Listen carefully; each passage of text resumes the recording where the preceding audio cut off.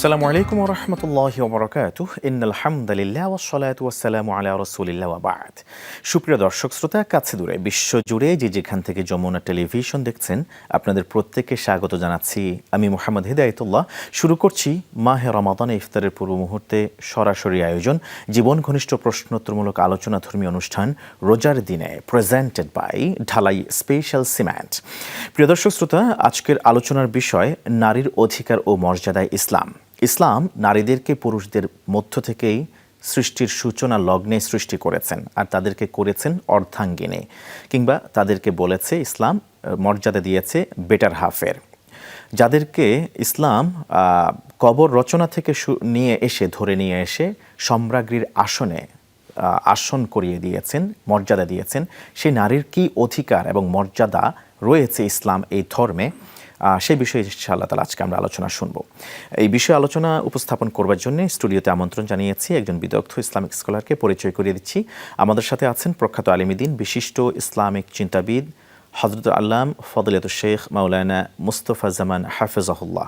আসসালামু আলাইকুম ওয়া রাহমাতুল্লাহ। ওয়া আলাইকুম আসসালাম ওয়া রাহমাতুল্লাহি ওয়া বারাকাতুহু। আহলান ওয়া সাহলান শেখ। জি, জাযাকুমুল্লাহু খাইরান। আমরা আজকে আলোচনা শুনব নারীর অধিকার ও মর্যাদায় ইসলাম।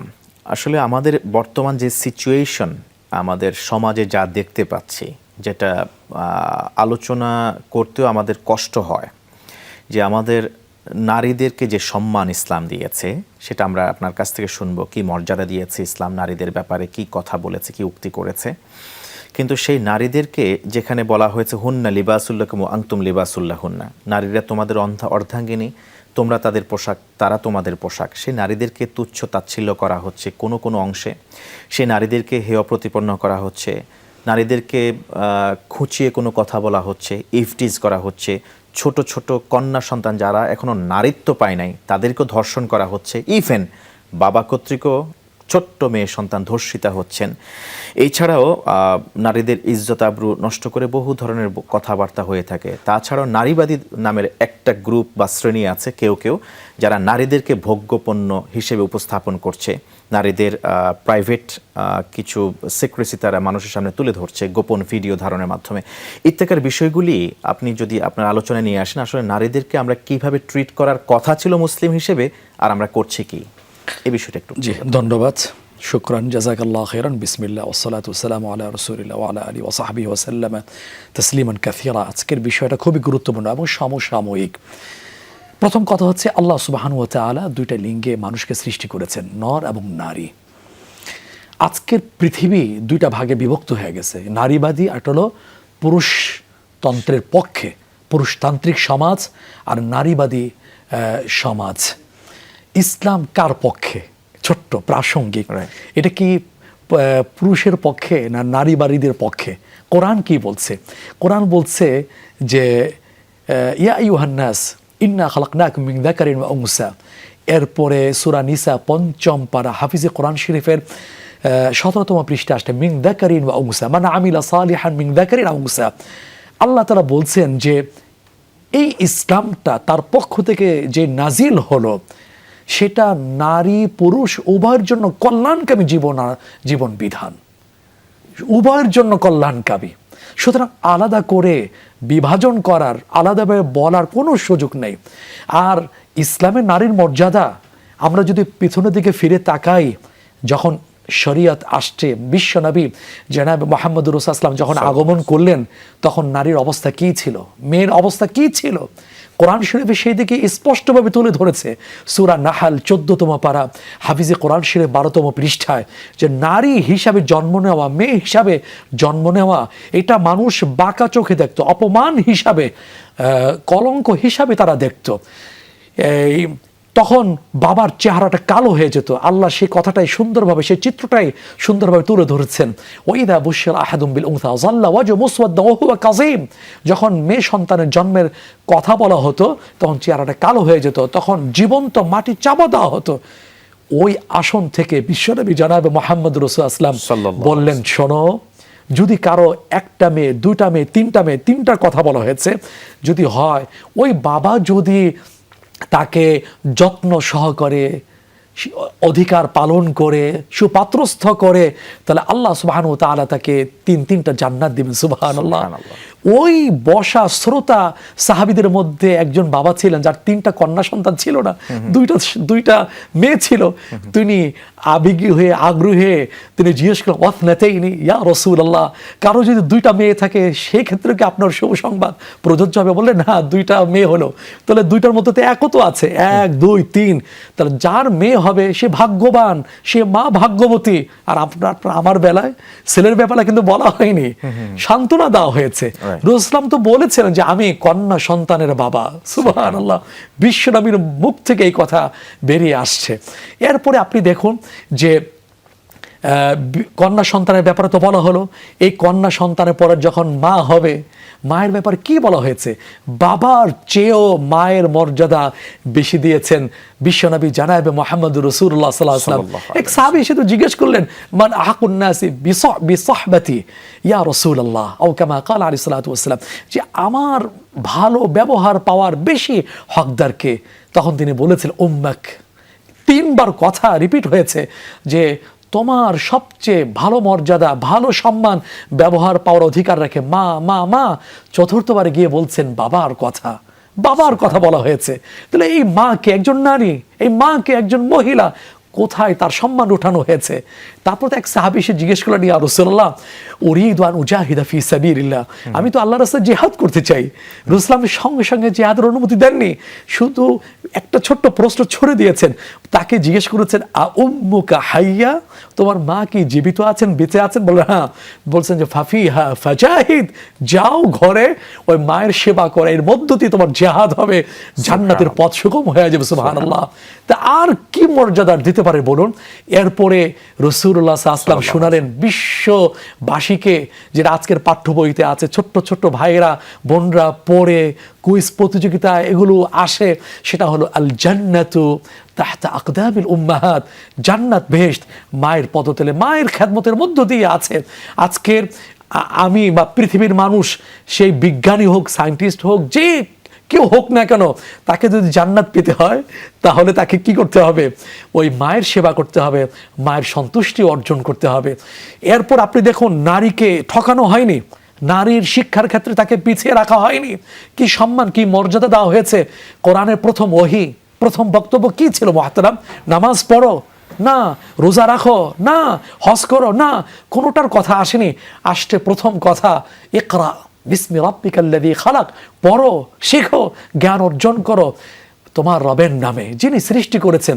এই যে ইকরা, শেখো, হে পুরুষ তুমি শেখো, হে নারী তুমি শেখো, নারী পুরুষ উভয় এর মধ্যে শামিল আছে। সুতরাং কেউ বলতে পারবে না, পৃথিবীর কোনো একটা আয়াত, কোনো একটা হাদিস প্রমাণ হিসাবে, দলিল হিসাবে বিশ্ববাসীর সামনে উপস্থাপন করতে পারবে না যে ইসলাম নারী শিক্ষার ব্যাপারে গুরুত্ব কম দিয়েছে। বলতে পারবে না, বলার কোনো সুযোগ নাই, কোনো আয়াত নাই, কোনো হাদিস নাই। বরং নারী পুরুষ উভয়কে শিক্ষার ব্যাপারে গুরুত্ব দেওয়া হয়েছে। শুধু তাই নয়, একজন বাবা যদি তার একটা ছেলে থাকে, একটা মেয়ে থাকে, ছেলেকে শেখানো হয়েছে, মেয়েকে শেখানো হয়নি, ওই বাবা আল্লাহর আদালতে আসামি হিসাবে আল্লাহর কাঠগড়ায় দাঁড়াবে, কোনো সুযোগ নেই। আপনি দেখুন না, একটা কথা আমার মনে আসছে, এখানে একটু শেয়ার করতে চাচ্ছি আপনার মাধ্যমে, যে রাসূল আসলামের একজন কুমারী স্ত্রী আয়েশা সিদ্দিকা রাদিয়াল্লাহু তাআলা আনহা কত বড় জ্ঞানী ছিলেন। ওনার ব্যাপারে হাদিসে আসছে, হাদিসের পাতায়, কানাত আ'লামান নাস, তিনি মানুষের মধ্যে সবচেয়ে বড় জ্ঞানী ছিলেন। শব্দটা যারা আরবি পারে বোঝেন তারা বুঝবেন। আ'লামান নাস, নাস বলা হয়েছে মানুষদের মধ্যে, আ'লামান নিসা নারীদের মধ্যে বলা হয়নি, আ'লামান নিসা, অর্থাৎ নারী পুরুষ নির্বিশেষে সবার মাঝে উনি ছিলেন সেরা জ্ঞানী। কোন ক্ষেত্রে? ফিকহান, ফিকার জ্ঞানে, শে'রান কবিতা এবং সেই উপন্যাসের ক্ষেত্রে। তারপরে আসছে যে আরো অন্যান্য জ্ঞানের ক্ষেত্রে তিনি ছিলেন সেরা। সুবহানাল্লাহ। তিনি তো নারীদের মধ্যে, নারী পুরুষ উভয়ের মধ্যে তো সবচেয়ে সেকেন্ড, দ্বিতীয় হাদিস বেশি বর্ণনা করেছেন। তার ক্ষেত্রে বলা হয়েছে তাআল্লামু মিন আয়েশাতা সুলুসাদ্দিন আও কামা ক্বালা সাল্লাল্লাহু আলাইহি ওয়াসাল্লাম, দিনের 1/3 তোমরা আয়েশার কাছ থেকে শিখে নাও। তো নারীকে কোথায় ঠকানো হয়েছে? ইসলাম কোথায় উঠাইছে? মর্যাদা দেয়া হয়েছে, কিন্তু সেই নারীর মর্যাদাকে আমরা আসলে ওইভাবে দেখছি কিনা, দিস ইজ দ্য কোশ্চেন, যে আমরা নারীকে ইসলাম যে মর্যাদায় আসনে সমাসীন করেছে সেই জায়গায় আমরা নারীকে রাখতে পেরেছি কিনা, নাকি তার থেকে আমরা ডাউনওয়ার্ডে নিয়ে গিয়েছি। আমরা চমৎকার করে আলোচনা শুনছিলাম নারীকে আল্লাহ সুবহানাহু ওয়া তাআলা এবং কোরআন ইসলাম কি সম্মান দিয়েছেন, সন্তান হিসেবে, কন্যা সন্তান হিসেবে কতটুকু মর্যাদা দিয়েছেন, মা হিসেবে কতটুকু, স্ত্রী হিসেবে কতটুকু দিয়েছেন, আমরা সে বিষয়ে শুনছিলাম।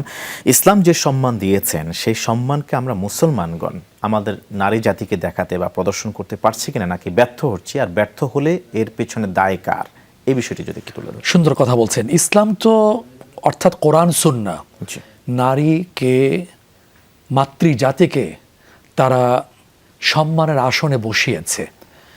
অন্যান্য ধর্ম সেটা করেনি। কোনো ধর্ম নারীকে অশুভ, কলঙ্ক, মানবতার শত্রু বলে আখ্যায়িত করেছে, কিন্তু ইসলাম তা করেনি।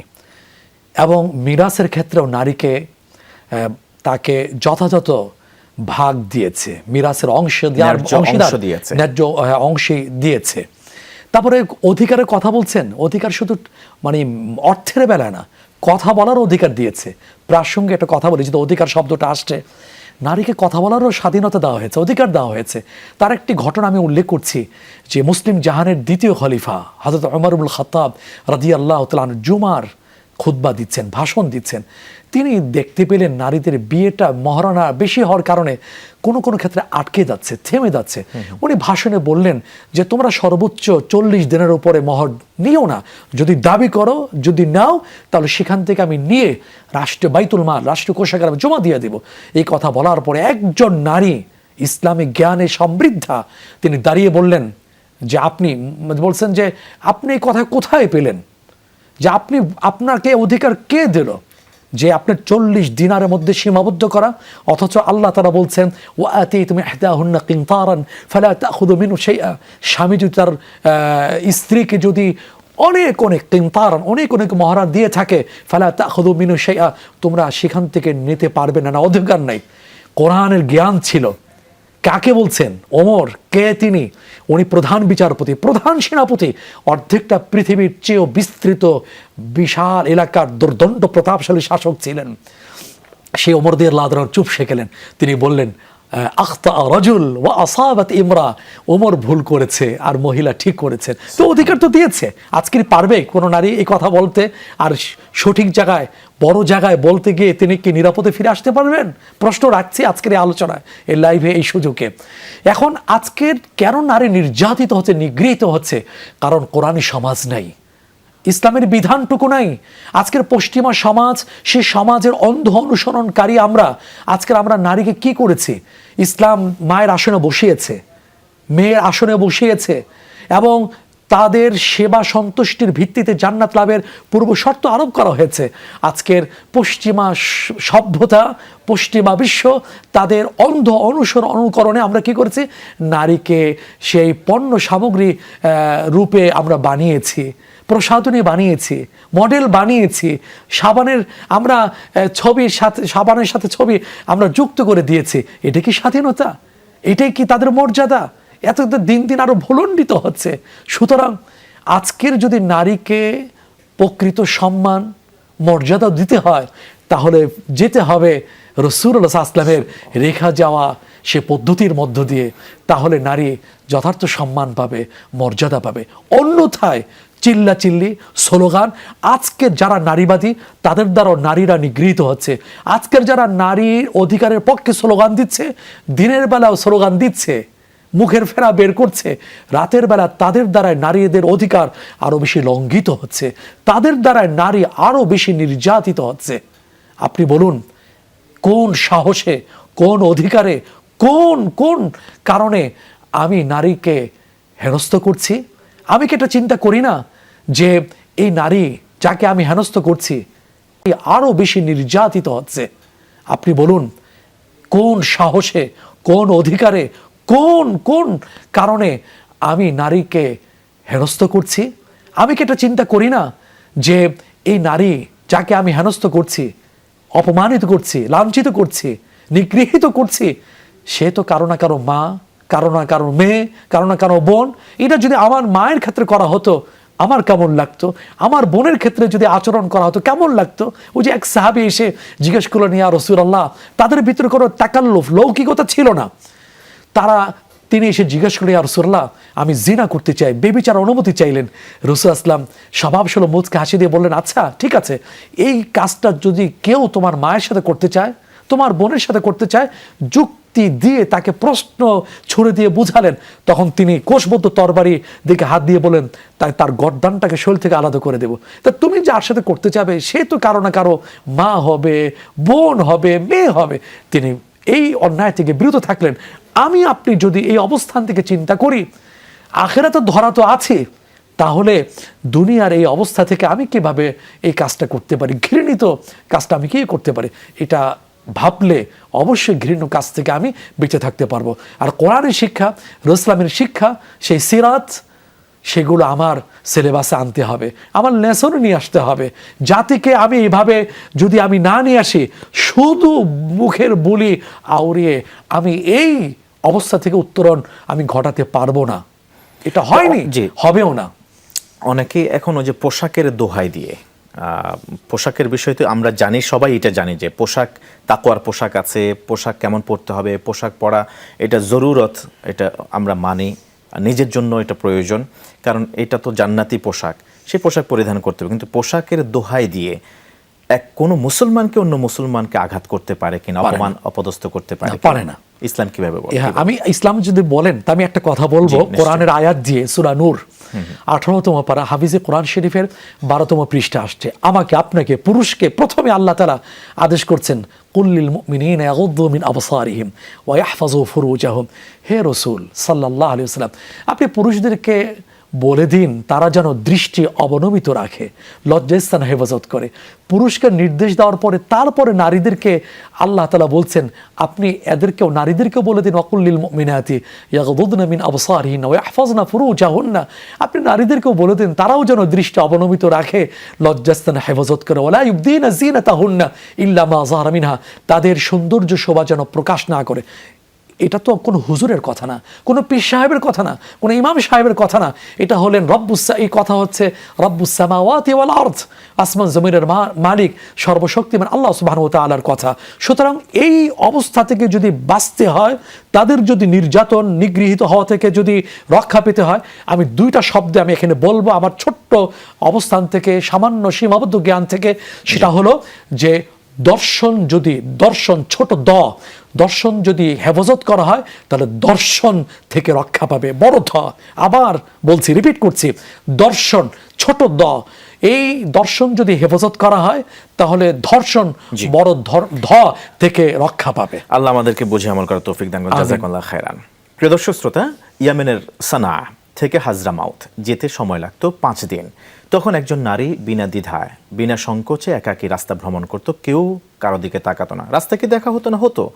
আমরা ওসমানী খেলাফতের আমল থেকে জানি, যখন রাস্তায় চলার সময় কোনো নারী পুরুষের সামনে পড়ে যেত, পুরুষ চক্ষু অবনমিত করতো, রাস্তার এক পাশে চলে যেত, নারীরা সুন্দরে নির্বিঘ্নে পার হয়ে যেত। আমরা কোন ইসলাম মানছি যে ইসলাম আমাদেরকে এই শিক্ষা থেকে দূরে রাখছে? আল্লাহ তাআলা বুঝে আমল করার তৌফিক দান করুন। আজ এই পর্যন্ত রোজার দিনে প্রেজেন্টেড বাই ঢালাই স্পেশাল সিমেন্টের পরবর্তী পর্ব দেখার আমন্ত্রণ জানিয়ে শেষ করছি। আসসালামু আলাইকুম ওয়া রাহমাতুল্লাহি ওয়া বারাকাতুহু।